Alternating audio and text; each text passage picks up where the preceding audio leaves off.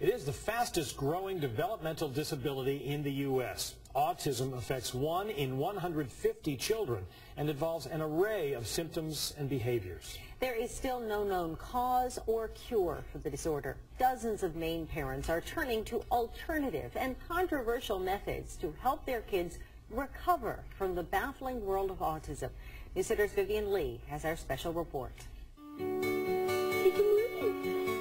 To say Crystal and Chad King adore their firstborn son, Levi, is an understatement.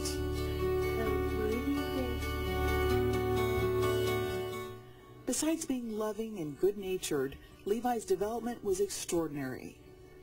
He had 18 words at 12 months old. He used to crawl over and push tapes into the VCR, which is really cute.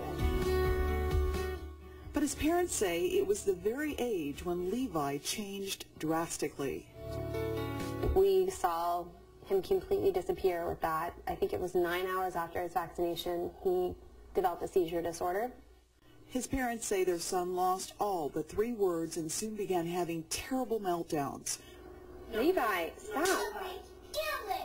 Levi also began displaying repetitive behaviors like lining up his toys. You gonna have him talk?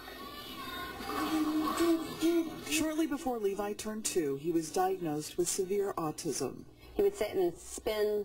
We had a wireless phone, and he would just sit there and spin it for 8 hours. And if you stopped it, because it drives you nuts after so long, you'd stop it, he'd go into meltdown and just start bashing his head on the wall, a table, anything he could get himself to just bash his head.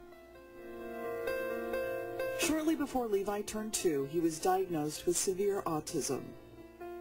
And he's like, your son's probably never going to speak again.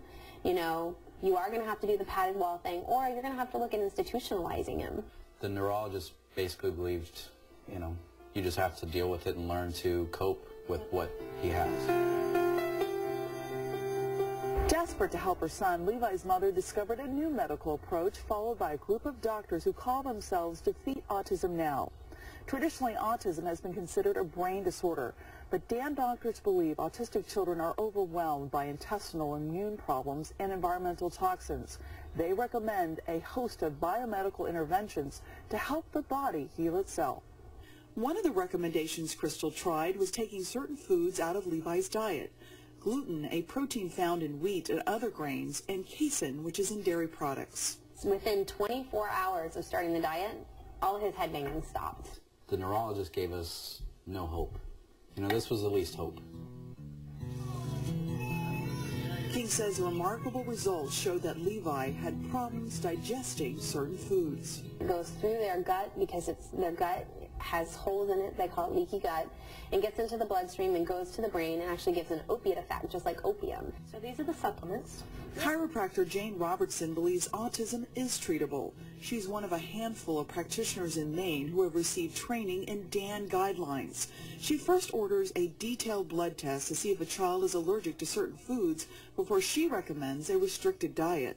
This goes to the lab and they test this, and this will tell us exactly what heavy metals they have. Dr. Robertson also has children submit a urine sample to see what toxins may be in their bodies. The lab she uses then recommends natural detoxification treatments. She also recommends certain vitamins and other supplements to boost a child's immune system. I personally don't think that the diet is too hard or supplements are too hard to give. Because the changes that you see in these children, it's really amazing. Whose turn is it now? I do. Amazing doesn't even begin to describe Levi now. One. Thanks to an out-of-state DAN doctor, years of biomedical interventions, speech, and other therapies, Levi's eye contact and attention span has greatly improved. He plays and interacts with his family and is in a mainstreamed first-grade classroom. Levi's mother says she'll never forget the day his words began to return. My son came to me and he said, "Love you, Mama." And Mama had come back, and that's what I had been dying for, That's what I was working for, was to hear that word again. There's no stopping this 6-year-old and his progress back to health and recovery from a devastating diagnosis.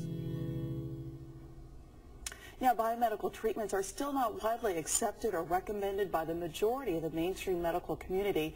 And critics also say the treatments are expensive and not backed up by long-term studies.